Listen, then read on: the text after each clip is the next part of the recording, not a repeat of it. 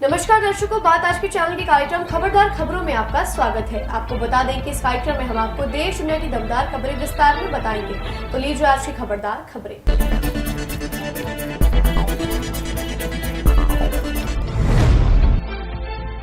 पश्चिम बंगाल की मुख्यमंत्री ममता बनर्जी के साथ बैठक के कुछ घंटे बाद आंदोलनकारी जूनियर चिकित्सकों ने आरजीकर अस्पताल में एक महिला चिकित्सक के साथ कथित बलात्कार और हत्या की घटना को लेकर सप्ताह भर से जारी भूख हड़ताल सोमवार शाम को वापस ले ली। चिकित्सकों ने मंगलवार से पूरे राज्य में अस्पतालों में अपनी प्रस्तावित हड़ताल भी वापस ले ली है। हड़ताली डॉक्टर्स ने कहा कि आज की बैठक में हमें कुछ आश्वासन तो मिला है, लेकिन राज्य सरकार का हाव भाव सकारात्मक नहीं था। हमारी मृतक बहन के माता पिता हमसे अनुरोध कर रहे हैं कि हमारे बिगड़ते स्वास्थ्य को देखते हुए हम भूख हड़ताल खत्म कर दें। इसलिए हम अपना आमरण अनशन और मंगलवार को स्वास्थ्य क्षेत्र में किए गए पूर्ण बंद के आह्वान को वापस ले रहे हैं। उत्तर प्रदेश के जनपद बुलंदशहर में थाना सिकंदराबाद क्षेत्र के गुलावटी रोड स्थित आशापुरी कॉलोनी में सिलेंडर में अचानक आग लगने के बाद से हुए ब्लास्ट से एक 2 मंजिला मकान जमींदोज हो गया। इस हादसे में अब तक 6 लोगों की मौत हो चुकी है, जबकि 4 लोगों की हालत गंभीर बनी हुई है। घायल लोगों को दिल्ली रेफर किया गया है। बताया जा रहा है कि घर में खाना बनाने के बाद अचानक सिलेंडर में ब्लास्ट हो गया। मुख्यमंत्री योगी आदित्यनाथ ने हादसे पर दुख जताया है और सभी मृतकों को मुआवजा और घायलों को उचित इलाज देने के लिए निर्देश दिए हैं। तमाम पुलिस और प्रशासन के आला अधिकारी मलबे को हटाने में जुट गए हैं। रूस में आर्थिक सहयोग, जलवायु परिवर्तन और अंतर्राष्ट्रीय सुरक्षा जैसी वैश्विक चुनौतियों से निपटने के लिए होने वाली ब्रिक्स समिट में हिस्सा लेने के लिए पीएम मोदी रूस पहुंच रहे हैं। रूस के कजान में एक मंच पर कई देशों के साथ नेता जुटेंगे। पीएम मोदी का यह दौरा 2 दिन का होगा। रूस रवाना होने से पहले मोदी ने कहा, भारत ब्रिक्स में अपनी सहयोग को महत्व देता है। पिछले साल नए सदस्यों को जोड़ने के साथ ब्रिक्स के विस्तार से इसकी संभावित और वैश्विक भलाई के एजेंडे को और मजबूत किया है। कजान की मेरी यात्रा भारत और रूस के बीच की साझेदारी को और मजबूत करेगी। मैं ब्रिक्स के अन्य नेताओं से भी मिलने के लिए उत्सुक हूँ। झारखंड विधानसभा चुनाव के लिए कांग्रेस ने 21 उम्मीदवारों के नाम का ऐलान किया है। वहीं इससे पहले भारतीय जनता पार्टी ने 67 नामों का ऐलान किया था। आपको बता दें, झारखंड की 81 विधानसभा सीटों पर 2 चरणों में चुनाव होना है। पहले चरण में 13 नवंबर को 43 सीटों पर और दूसरे चरण में 20 नवंबर को 38 सीटों के लिए वोट डाले जाएंगे। इसके बाद मतगणना 23 नवंबर को होगी। अपनी पहली सूची में कांग्रेस ने हटिया से अजय नाथ सहदेव, सिमडेगा से भूषण वहा, मानिका से रामचंद्र सिंह, जमशेदपुर वेस्ट से वंदना गुप्ता को टिकट दिया है। आपको बता दें, इस बार झारखंड विधानसभा चुनाव में भाजपा सत्ता में आने के लिए पूरा जोर लगा रही है। वहीं झारखंड मुक्ति मोर्चा के नेतृत्व में इंडिया गठबंधन ने भी कमर कस ली है। केंद्रीय मंत्री शिवराज सिंह चौहान ने सोमवार को कहा कि भाजपा के नेतृत्व वाले राष्ट्रीय जनतांत्रिक गठबंधन ने आगामी विधानसभा चुनाव के लिए झारखंड में सहयोगी दल आजसू, जेडीयू और लोजपा के साथ सीट का बंटवारा पूरा कर लिया है। झारखंड चुनाव में सीट के बंटवारे को लेकर विपक्षी गठबंधन के बीच मतभेदों पर एक सवाल जवाब देते हुए उन्होंने कहा कि वह स्वाभाविक गठबंधन नहीं है, यह भानुमति का कुनबा है, कहीं की ईंट कहीं का रोड़ी जैसा।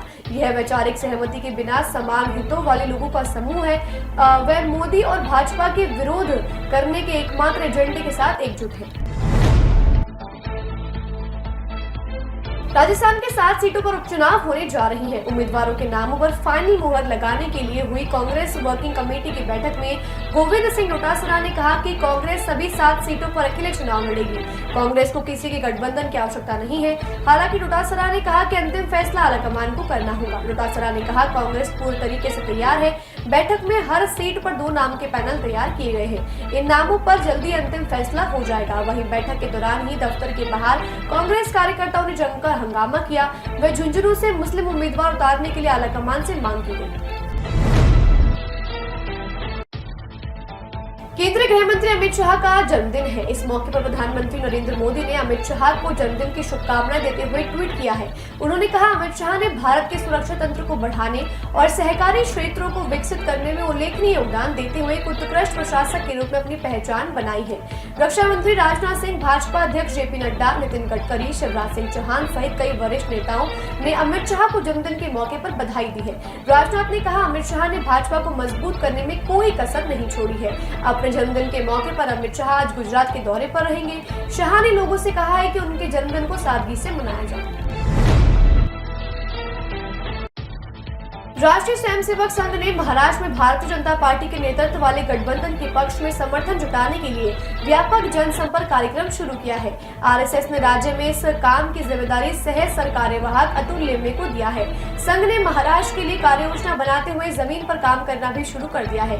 लोकसभा चुनाव में उम्मीद से कम मिली सफलता के बाद भाजपा पूरी तरह से एक बार फिर संघ की शरण में आ गई है। इसका नतीजा ये रहा कि हरियाणा में संघ ने बीजेपी को पूरा समर्थन दिया। नतीजन हरियाणा में बीजेपी ने सरकार बना ली।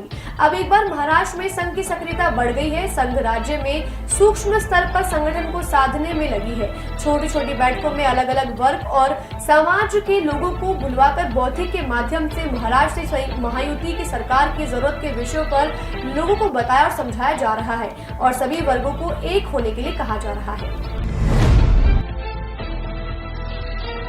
अहमदाबाद के साबरमती जेल में बंद गैंगस्टर लॉरेंस बिश्नोई को राजनीतिक दल उत्तर भारतीय विकास सेना ने विधानसभा चुनाव लड़ने का ऑफर दिया है। यह पार्टी भारतीय निर्वाचन आयोग और महाराष्ट्र राज्य निर्वाचन आयोग में रजिस्टर्ड है।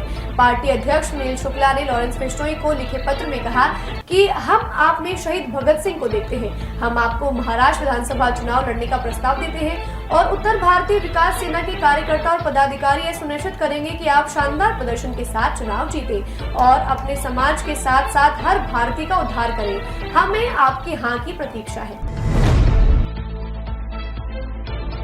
केरल में वायनाड लोकसभा सीट पर होने वाले उपचुनाव के लिए राष्ट्रीय जनतांत्रिक गठबंधन की उम्मीदवार नाव्या हरिदास ने कहा कि गांधी परिवार वायनाड निर्वाचन क्षेत्र को महज एक विकल्प या दूसरी सीट के रूप में देखता है और इस क्षेत्र के लोगों को अब यह बात समझ आ गई है।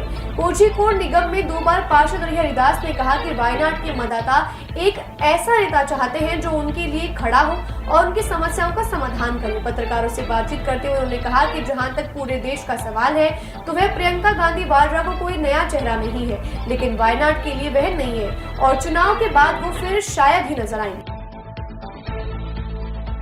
खबरदार खबरों में आज के लिए बस इतना ही। कल फिर नई खबरों के साथ हम होंगे आपसे रूबरू। नमस्कार।